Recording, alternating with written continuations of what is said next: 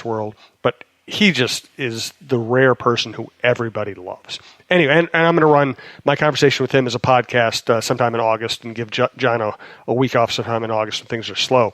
But as I was going to the Starbucks to meet him to go do the podcast, I right outside the Starbucks, there's Gerson Rosas, Ethan Kassan, and is it Kassan or Kassan? Kassan. I screw it up all the Ethan time. Kassan. I'm so bad. I apologize, Ethan. It's not that I don't know, or it's just I always get up to a point where I'm about to say somebody's name on a podcast and realize I'm about to screw it up, and then I choke and I screw it up. And Ryan Saunders. It did strike me.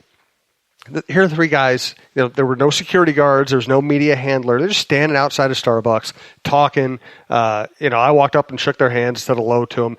It is a completely and listen, once again, I got along fine with Tibbs when I wasn't asking him basketball questions, but it's just a completely different vibe. I'm also cautious of doing the do you want to have a beer with them test, because you can have somebody you want to have a beer with and they can be horrible at their job. I'll just say that there is a warm feeling around the organization that isn't always there.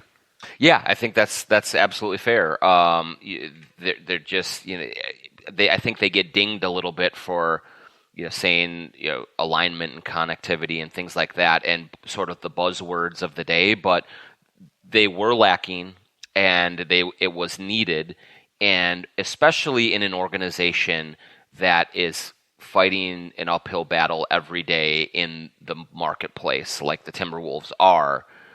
You can't have different factions going about things different ways. It has to be all together, united front, bought in, and doing it, because this is a hard job to sell the Timberwolves right now, and that's just the way that it is. And so you look at Ethan, Ryan, Gerson Rosas, Ryan Tanke is another one. They're all similar ages. I think they all speak the same language. It doesn't mean that it's going to work, but it does mean that there's not going to be the internal battles and strife that was getting in the way of them getting work done previously. And so I think that's what they're leaning on right now, is a sort of just real connection that has to be there when you step in the ring against the Wild and the Vikings and the Twins on a daily basis, and when you're trying to deal with the overt negativity that comes from a fan base that's been kicked in the mouth for 15 years. So you have to have that sort of a will and that sort of an outlook on things, and they do. So that just means that if success is achieved here, it's probably going to be more sustainable over the long haul than it was otherwise. Twitter questions from Wiley Coyote. Why is Noel still unsigned and posting his frustration on social media? Yeah, look, he's a second-round pick, and negotiations with second-round picks can often be tricky, because a lot of times, and the Houston Rockets were kind of the model for this, is the team has a lot of leverage early on with second-round picks and guys who are sort of hanging on by their fingernails trying to get in to the NBA. And so the Rockets were among the first teams to really take advantage of that. And so what they like to do is sign players to long-term deals with only a very small amount of guarantees on it. So usually it's a 1 year deal.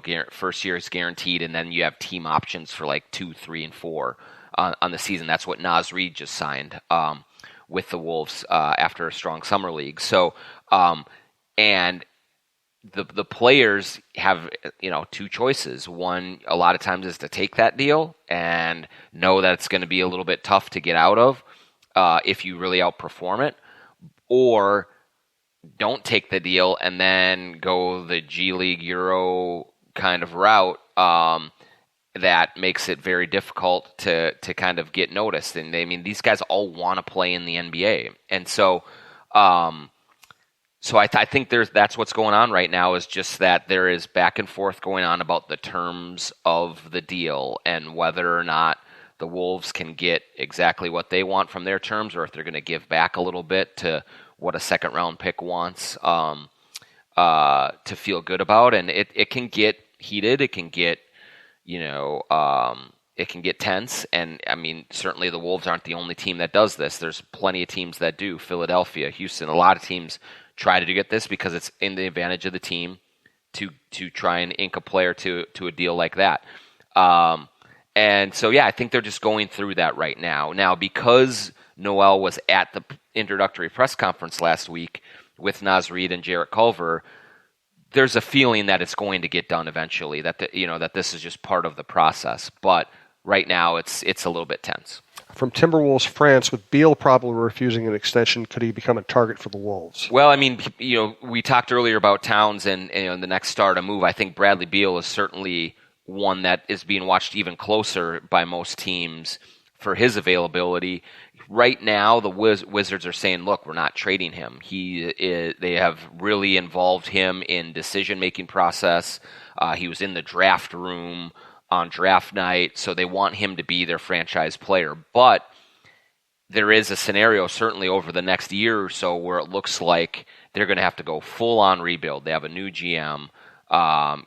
They might have to just really tear things down. John Wall's contract is awful, so he could become available. But again, I think if a star of that caliber becomes available, there's going to be teams lining up for him, and teams with more assets to offer than the Timberwolves. Now, certainly the Wolves would be absolutely 100% in on trying to get Beal if he did become available, but we're not there yet, and it would be interesting to see how they could offer any kind of a package that the Wizards would take over, say, Boston or somebody else. You know what the key would be? Helicopter ride. Helicopter ride, hey, I think that always seals the deal. It almost worked for them. From Timberwolves Today, who are you personally most excited to watch this season? Good question. I really am excited for Jarrett Culver, I think, just because I wrote last week that it does seem that the circumstances surrounding his acquisition, the trade on draft night that couldn't be completed until July 6th, 16 days after he was traded for, it kind of the Wolves had to go into a dark period with him. They couldn't acknowledge him on social media. They couldn't talk about the trade. They couldn't do any of these things. And so he sort of was pushed off into onto the side and kind of forgotten about. And, the Wolves fans saw them go for D'Angelo Russell and miss. And then they bring in Vonleh and Jordan Bell and these kind of underwhelming role players. And they just think, God, what did the Wolves do this summer? They didn't do anything. Well, they have the 6th pick in the draft. And I do really think that when you look at his skill set, there is a potential for him to be a really good player. And so that's a guy who I want to see play, and we didn't get to see him in Summer League, so I really want to see what he looks like on the court, how he plays defensively, how he kind of makes plays off the dribble and helps the offense that way. I just like he's a new face, and I think with a very high upside. So if he can become an impact player, that changes things for them very, very quickly. And so he's probably the guy I'm most excited to see one way or the other. And I agree. And as I've said before, having covered him 4 games during the NCAA tournament last year, there's a lot of good stuff there. Work ethic, attitude, toughness. He needs to develop a shot. If he develops a shot, I think he's going to be really good. From Tim Naring, do we know the role Scott Layden has within the organization? And will Teague and Covington both be ready by training camp? So first, with Scott Layden, he's still here. Obviously, he's got 2 more years under his contract. He was from what I understand, very involved in the draft process. Was offering his opinions, kind of spurring conversation, giving evaluation. Excuse me, and so he was involved. There is no question, though, that when you look at the hierarchy, it's Gerson Rosas 1, Sachin Gupta 2, Gianluca Pascucci 3. I think they're going to bring in another member of the front office here soon. That would probably be the 3 or the 4. Robbie Sicca is another guy that they just brought in who's intimately involved in the process. And so Scott Layden is not certainly any kind of decision maker anymore. He is just more of a support staff.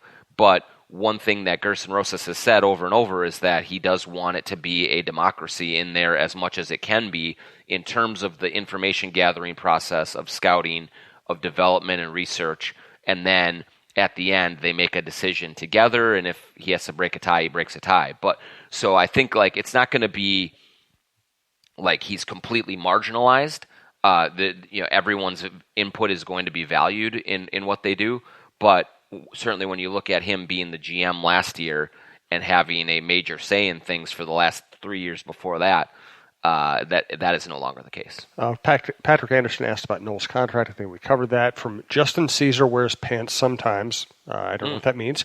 Do you think we will see a rebound year from Jeng? At one point, he had enough promise to sign to that contract. Well, I was just thinking about this today, and yes, I mean he has the ability to have a bounce back year. He finished the season strong. I do think that he feels more comfortable with Ryan Saunders. It will just be interesting to see how they play, because I do think that there is a strong leaning toward playing small a lot. Either Covington at the 4, Jake Layman at the 4. They brought in Noah Vonleh and Jordan Bell to play, obviously, and those are big guys that will be in the rotation with Towns. So you wonder just how he gets minutes. But if he does, like I think he's more talented than Vonleh and Bell, certainly. I think he can help this team, and it would behoove the Wolves to play him and let him be productive if possible, to if for nothing else than to increase his trade value, and going into what would be an expiring year after this next season. So I think he's going to be given a chance to contribute and to play. They do need him in that big rotation. It's just a matter of how many minutes will be available if they indeed follow through on a lot of their talk about playing small the majority of the time next season. From Nathan Dalsing, any chance the Wolves make a run at Chris Paul? I'm glad Nathan asked this, because I've been getting asked it a lot, because Bill Simmons is bringing this up on his podcast, so everyone is listening to it and getting excited about it. No, I don't see a scenario where Chris Paul is brought in. Remember, we reported during Summer League that the Wolves were never really in on Russell Westbrook, in large part because they thought he was too old for Karl Anthony Towns. He was not on the same career plane that Towns was. This team has gotten a lot younger in the last 3 or 4 months. And so Chris Paul is even older than Russell Westbrook. He has 1 year left on it, less on his deal than Westbrook does. But I think that they're looking for younger players to pair next to Karl Anthony Towns. And so Chris Paul is not on their radar right now, and it doesn't seem like he's on many people's radar right now, because you're hearing kind of murmurs out of OKC that they're getting ready to start the season with him, just because there doesn't seem to be a deal out there right now. Let's wrap this up with a big picture question again, thanks to Bite Squad, bitesquad.com, and TSR Injury Law. What it do, baby, is the Twitter handle. What it do? Barring, I didn't use the right inflection there. Barring no in-season, it's almost like I sounded like an old white guy there. Barring no in-season moves, highly unlikely, I know. How do you see the team doing this year? Lots of variables, but high lottery, I'm assuming somewhere in the lottery is a given with how tough the conference is. Yeah, it is. Look, you see all the teams above them in the playoff race got better this summer. And so, the Wolves didn't get better on paper this summer from a talent acquisition standpoint versus what left. So their only hope for an improvement on their 36 wins of last season rests on a couple of things. One, Towns has to take an even bigger leap, become the leader that this team needs right now, and become the no-doubter, all-NBA, two-way player that is just the force that he has to be. Two is they have to get more from Wiggins, and we're starting to see video, workout footage of him this summer working out with players, and the 30 seconds we see, boy, he sure looks good. They didn't include the times where he clanked a jumper, shockingly, but they need him to take 3 more steps. And then they need Ryan Saunders to implement the style of play that makes